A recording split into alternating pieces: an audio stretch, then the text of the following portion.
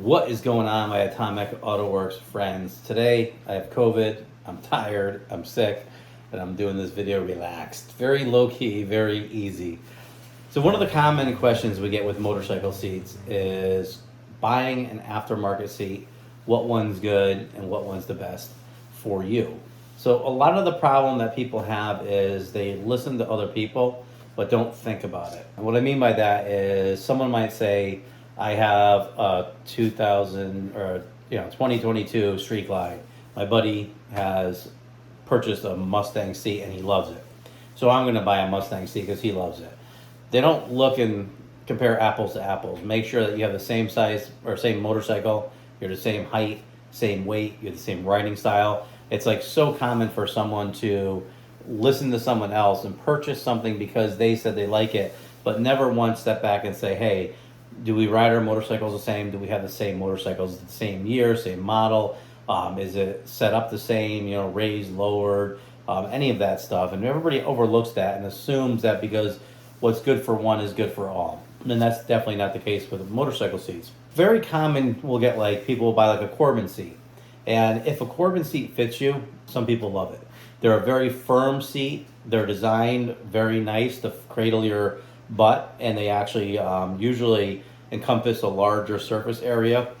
However, if it does not fit your butt, if your butt's too big or too small, that hard foam will actually become a nightmare.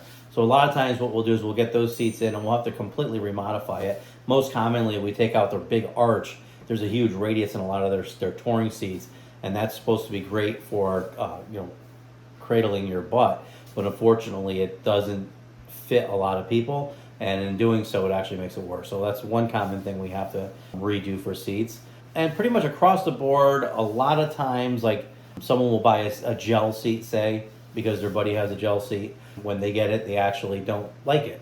It's the same. It's always the same thing. It's because you're not purchasing the seat for you. You're purchasing it based off of what someone else told you. So the one thing that I highly recommend is test seats out, try seats. One of the reasons that we excel so well at what we do is because we make each seat specific to the rider. Well, most of them. We do have our aftermarket seats that people would just buy and bolt on, which does fit a majority of the people.